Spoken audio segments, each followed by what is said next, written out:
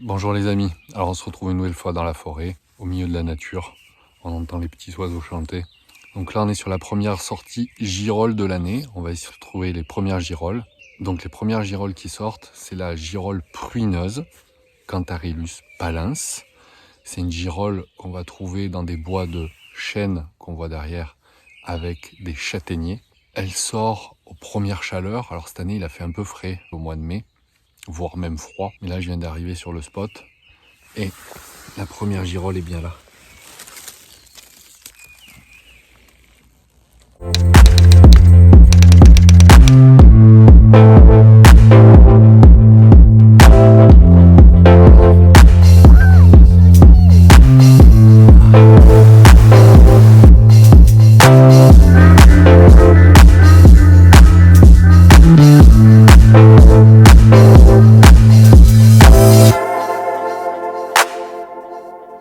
Donc voilà, je vous fais voir l'habitat.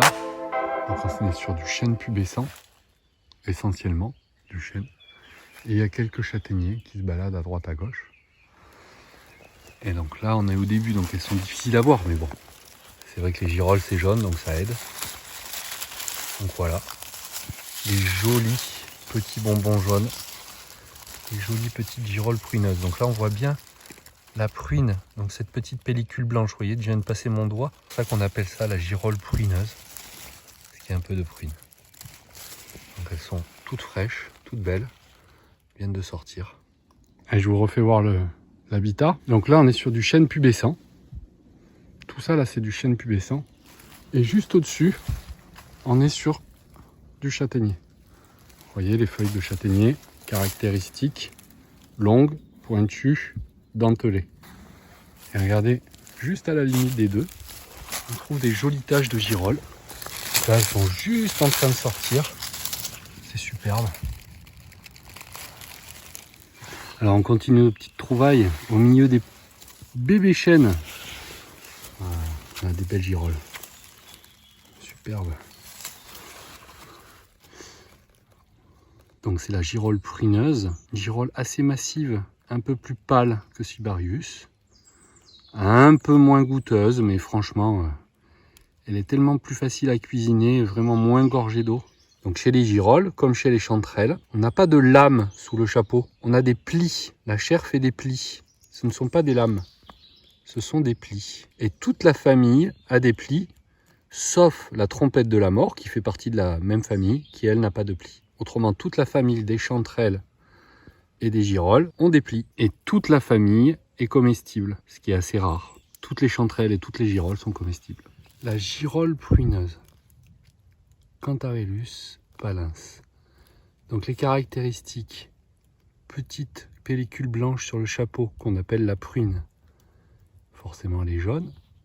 C'est une girole, donc elle a des plis, elle n'a pas de lamelles, ce sont des plis. Et alors chez palens, on voit que le haut des plis est plus foncé que le bas des plis. En fait, ça fait un dégradé de jaune, du plus foncé au plus clair. Ça, c'est assez caractéristique de palens. Elle a un pied massif, plutôt clair. Et pour ceux qui me posaient la question la dernière fois, on voit que c'est des plis parce que ça fait des boursouflures. C'est la peau qui est boursouflée, la chair qui est boursouflée. C'est pas des lamelles qui sont indépendantes du chapeau.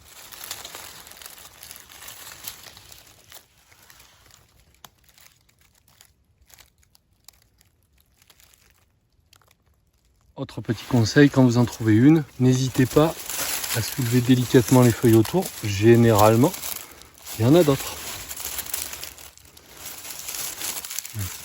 S'il y en a une de visible, elle est rarement seule. Rarement.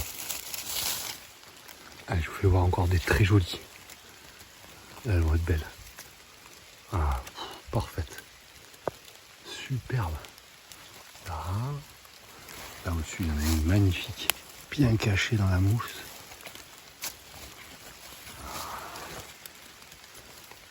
Superbe. Là, il y en a une autre assez grosse, voire deux. Elles sont deux ou pas? Ah oui, elles sont deux, on dirait. Waouh! Elles sont pas deux, elles sont quatre. Superbe. Vous voyez. Le genévrier, c'est très bon, c'est un bon indicateur. Dès que vous en voyez un, essayez de faire le tour. Et je me retrouve exactement au même endroit que l'année dernière. Et les girolles sont de nouveau là. Et elles sont superbes. Regardez ça. Magnifique. Là. Une parfaite. Là. Magnifique girolle. Sublime. Encore une fois, genévrier. Petit talus. Voilà, la combo, elle est intéressante. Et je vous remontre. Genévrier. Girolle. La présence de genévrier est vraiment un bon indicateur. Ça permet, quand on ne connaît pas des forêts, quand on prospecte, on essaye de viser les genévriers. Et généralement, si c'est un bois qui est potentiellement intéressant pour la girolle, ben vous devriez pouvoir en trouver. Genévrier.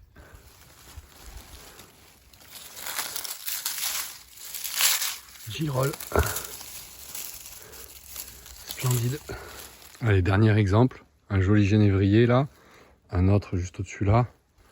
Et regardez.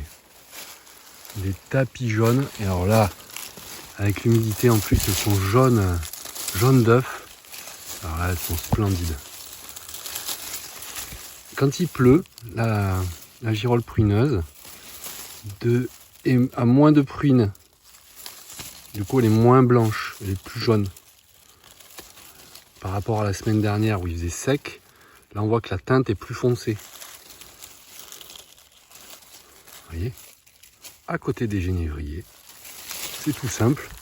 Un autre très bon indicateur pour la girolle pruineuse, c'est le monotrope suspin. C'est une petite fleur, une petite plante qui pousse en même temps que les girolles et qui pousse sur les spots à girolles. Donc vous voyez, il y a du chêne, du châtaignier, là il y a même un petit peu de hêtre. Et cette plante, elle pousse en même temps et sur les mêmes spots que la girolle pruineuse. Donc c'est le monotrope suspin. Ça c'est un très très bon indicateur. Alors comme je vous l'expliquais, le monotrope suspin est vraiment un bon indicateur. Alors c'est pas comme le meunier avec le cep, ça veut pas dire que si vous trouvez des monotropes, vous allez trouver des girolles. C'est juste, ça veut dire que vous êtes dans le bon habitat. Et regardez, bon là c'est un exemple encore plus parlant. Donc je suis dans le bon habitat. Et en effet, si je fais une petite dizaine de mètres, je les trouve. Alors comme je disais, c'est pas parce que vous trouvez des monotropes que vous allez trouver des girolles, mais ça veut au moins dire que vous êtes au bon endroit. Alors après, il faut chercher et les trouver. Et voilà, super girolle.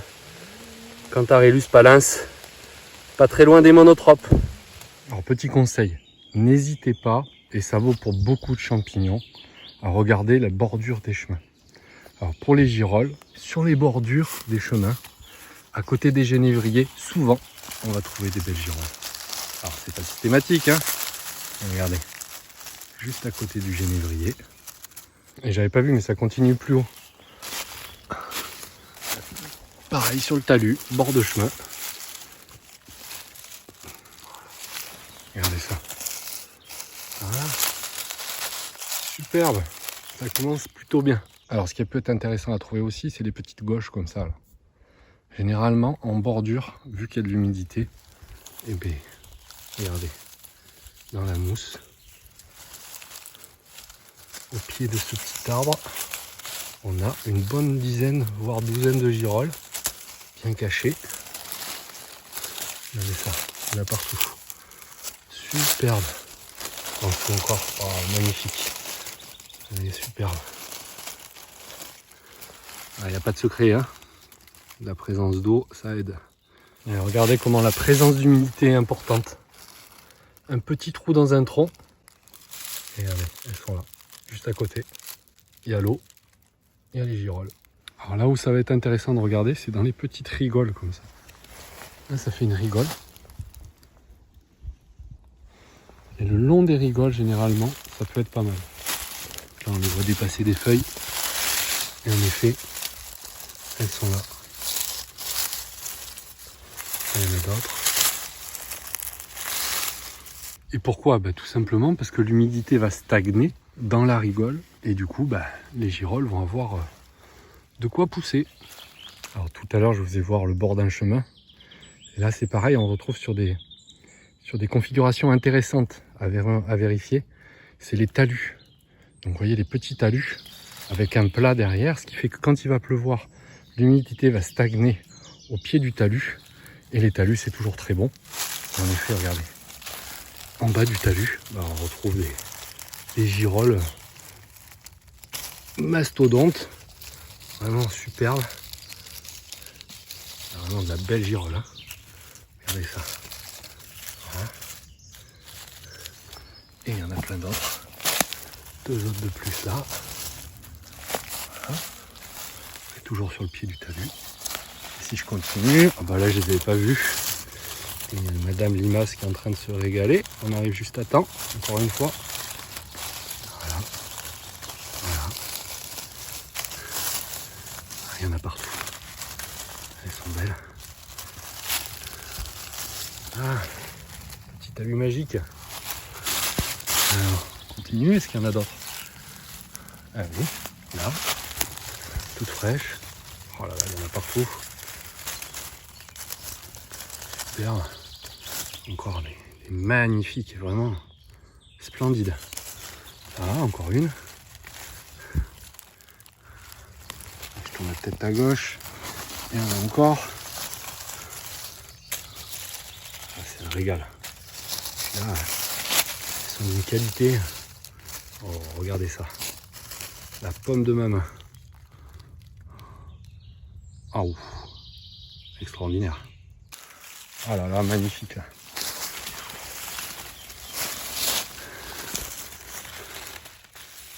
Voilà. Donc on va continuer ce talus là sur une petite quinzaine de mètres. Et on va voir ce que ça donne au total.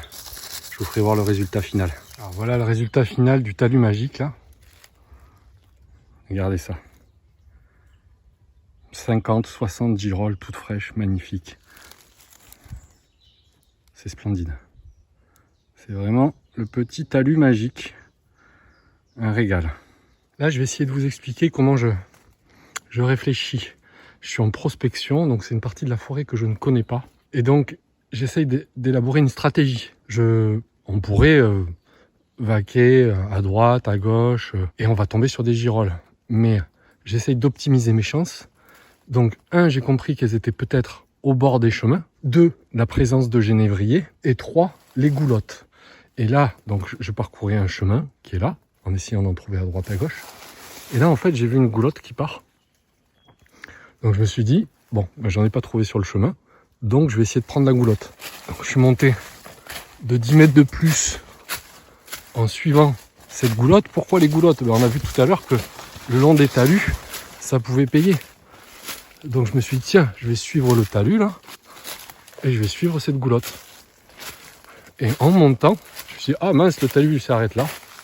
Et là, forcément, qu'est-ce qu'on a? Un magnifique parterre de girolles. Alors, c'est de la chance, oui, mais j'ai essayé d'élaborer une stratégie et du coup, j'essaie de maximiser mes chances. Et là, ça a payé. Tant mieux. Après, ça paye pas tout le temps, forcément. Regardez, magnifique. Ça paye pas tout le temps, mais en essayant de reconnaître les points intéressants qui sont chemin, goulotte, talus, genévrier, je maximise mes chances. Allez, on va cueillir tout ça, c'est magnifique. Vous voyez, on a des spécimens juvéniles qui sont vraiment pas gros. Ils font la taille de l'ongle de mon pouce.